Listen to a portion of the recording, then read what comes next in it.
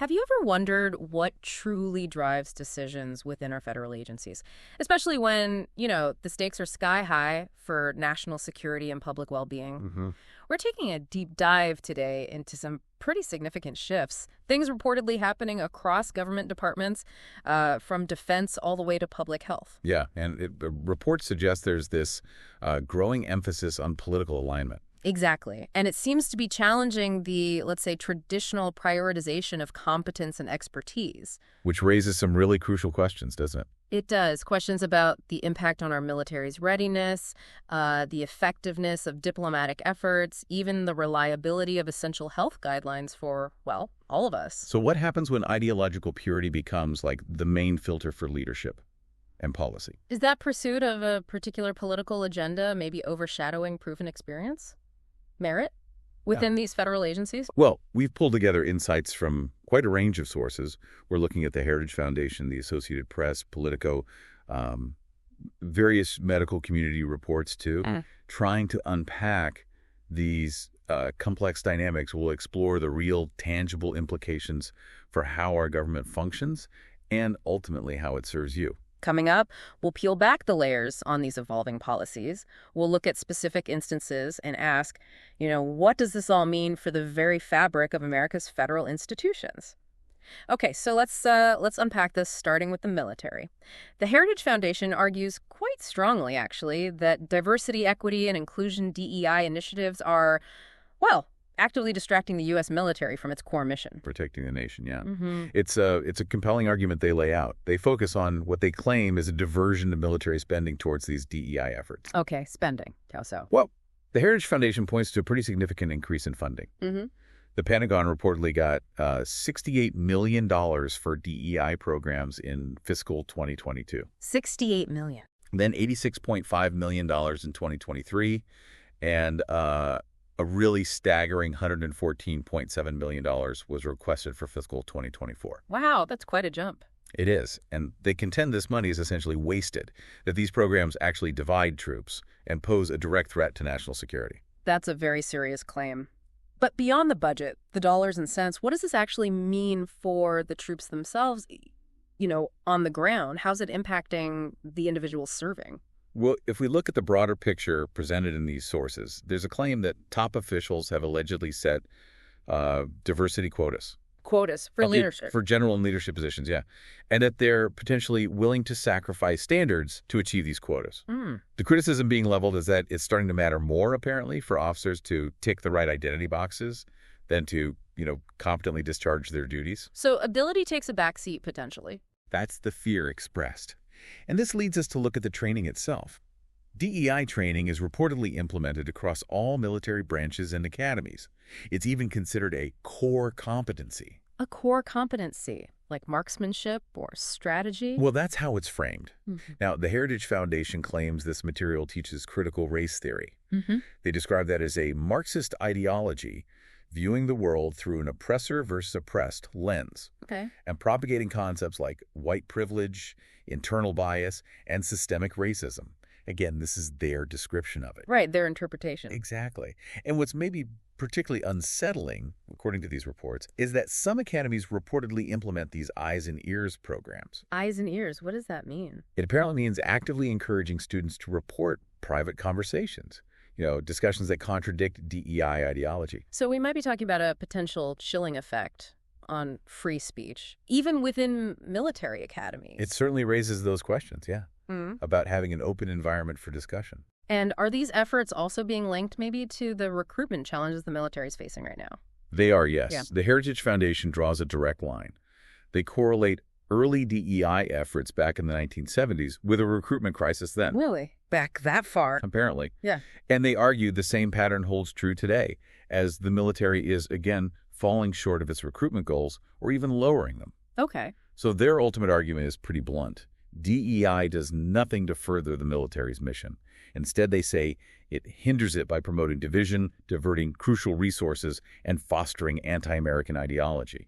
That's a strong indictment. A very strong indictment of how these programs are seen to impact readiness and unity. Okay, so we've just delved into the military, but what's truly striking is how these themes, loyalty, competence, they seem to extend beyond defense, Mhm. reaching right into the core of federal hiring itself. Reports describe what sound like intense loyalty tests for people seeking jobs across government agencies, especially under a potential new Trump administration. Yeah, this seems like a direct response, doesn't it, Yeah. to President Trump's stated belief that his, quote, biggest mistake in his first term was hiring the wrong people. The wrong kinds of people, yeah. So it's fascinating to look at the depth of these alleged screening mechanisms. Applicants are reportedly scrutinized for, well, make America great again, or mego bona fides. How do they even measure that? Well, they're reportedly asked to prove their enthusiasm for the agenda. Even asked, apparently, when their moment of MAGA revelation occurred. Wow. Social media posts, voting records, they're reportedly reviewed. Negative social media posts, or even just a photograph with an opponent, could apparently be enough to derail an application. A photograph. That's what's reported. And all appointees are apparently issued questionnaires specifically to ensure they were fully committed to Trump's agenda. Okay, so if this is the screening process, how does this actually play out when it comes to competence? Are we seeing loyalty prioritized over expertise? And if so, what are the potential consequences down the line? That really is the core question, isn't it? How do these intense loyalty screenings affect the talent pool coming in? Right. Critics express deep concern that this approach, well, it prioritizes loyalty over competence. It could potentially oust foreign policy and national security diplomats, others who could offer real expertise and institutional knowledge. Which seems pretty critical right now. Especially now, exactly, with conflict worldwide. Some newcomers, who've been disparagingly called mega commissars, are described as generally young and often lacking specific expertise for the agencies they're joining. But there's a defense for this approach too, right? There is. Yeah. White House spokesperson Stephen Chung defends it. He states, no one should be surprised that those being hired should align with the mission of the administration. He compares it to private industry, saying nobody in private industry would ever hire someone who isn't mission-focused, and the government should be no different. They also claim over 1,300 individuals have been hired while maintaining the highest standards of competency. So, two very different views on the outcome there. It certainly paints a picture, though, of a tense atmosphere.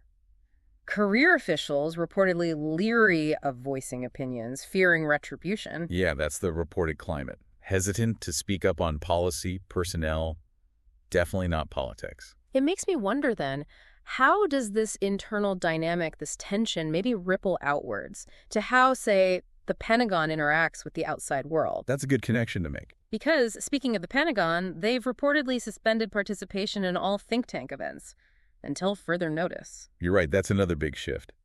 The stated reason, from Defense Secretary Pete Hegseth, is to ensure the Department of Defense is not lending its name and credibility to organizations, forums, and events that run counter to the values of this administration. Counter to their values, okay. And the Pentagon Press Secretary, Kingsley Wilson, was even more explicit, stating that no DoD official will attend events by America Last organizations that promote globalism and hate President Donald Trump. America Last organizations. Strong language. Very strong.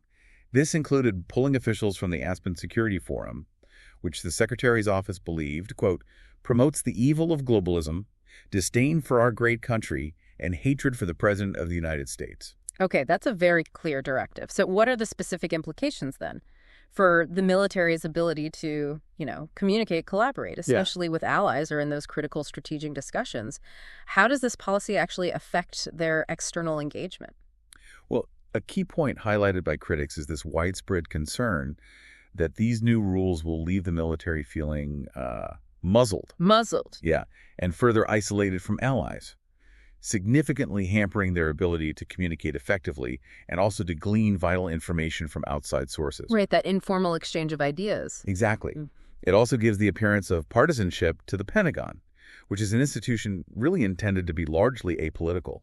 Sources report actual chaos throughout the department, as officials are sort of waiting for clear guidance. What do these new rules mean for things like war games, fellowship programs, even advanced degrees at certain universities? So a lot of uncertainty internally. A lot. And critics also warn it directly limits access to external expertise.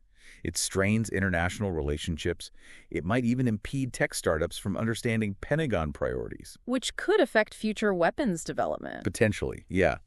As Peter Van Praagh, the founder of the Halifax International Security Forum, put it pretty powerfully, when these alliances are not nourished, Americans at home and American troops abroad are less safe. That's a stark warning, but the Pentagon is defending this move, right? Right. They see it as necessary, not detrimental. They do indeed.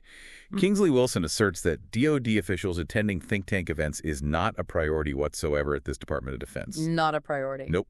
He says the only thing that suffers in this process are ticket sales for organizations that are largely America last. Which really brings up the question about the fundamental role of think tanks, doesn't it? Yeah. Oxford Academic notes they play a significant role in U.S. foreign policy, either advocating for their own policy proposals or sometimes clarifying and legitimizing government ones. So cutting off engagement could have ripple effects on policy development, public understanding? That's the concern, yeah. All right, let's switch gears slightly. Moving from national security think tanks to public well-being. We're seeing kind of similar concerns emerge there, too. Public health? Yeah, shifting to public health. Reports highlight these rising concerns that new administration appointees, like Health and Human Services Secretary Robert F. Kennedy Jr., are dismissing expert panels and replacing them with individuals who, well, may lack the relevant expertise. Right. What's particularly striking here is the reported dismissal of an advisory committee on vaccines for the CDC, the Centers for Disease Control and Prevention. The vaccine committee, that sounds important. Very. And the new picks reportedly lack, by and large, the typical expertise you'd find on such a panel.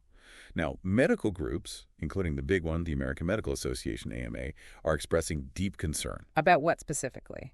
about the potential dismissal of another key group, the U.S. Preventative Services Task Force, the USPSTF. USPSTF. Okay, that sounds incredibly significant. So if this task force were to be dismissed, or maybe just altered significantly, what does this actually mean for you, our listener, for your health?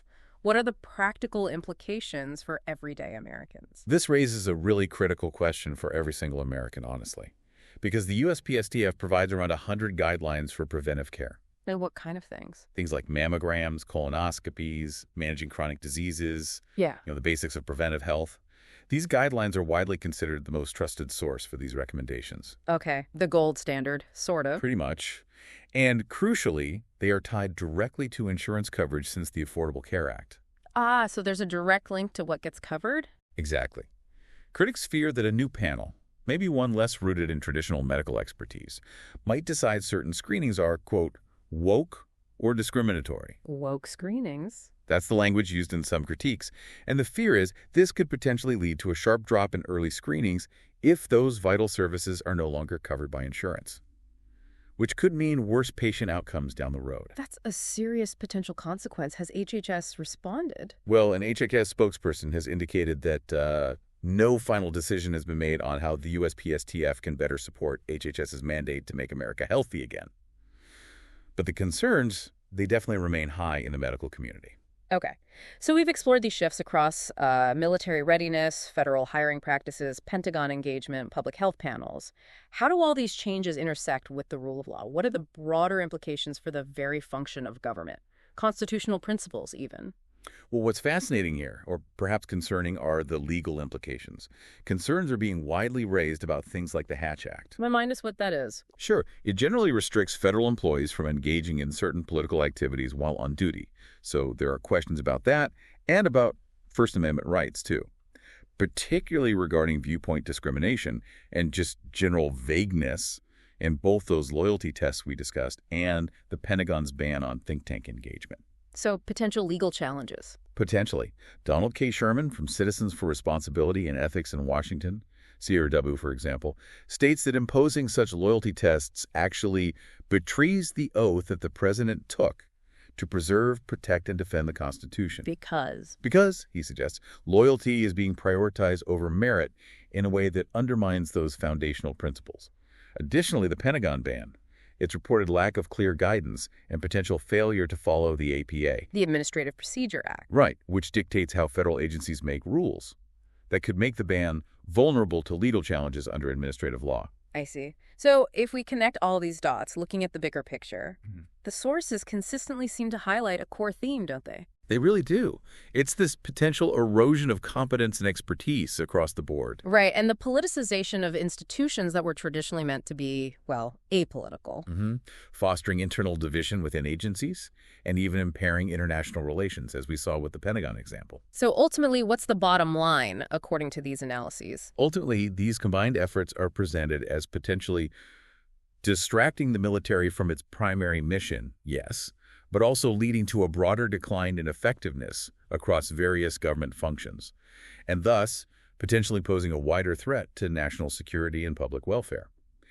It's framed as a fundamental challenge to the traditional mechanisms of effective governance. We've certainly taken a deep dive today into this tension, this conflict between political loyalty and traditional competence across federal agencies. Yeah, from military operations to how key health decisions get made. These policy shifts are sparking significant debate and raising some really big questions about the very foundation of public service in America. The sources we looked at reveal a really complex interplay, don't they? Ideological alignment, administrative control, and the potential impact, the real impact on institutional knowledge and national readiness. It's a powerful reminder, I think, of how intertwined policy choices are with the day-to-day work of government. Absolutely. And how those choices can echo through every single aspect of public life. So, what does this all mean for you listening? As these discussions continue to unfold, what do you think is the long-term cost? When the pursuit of loyalty, of ideological purity, begins to reshape the fundamental expertise and the traditional roles of our nation's most critical institutions. It's a tough balance. It is.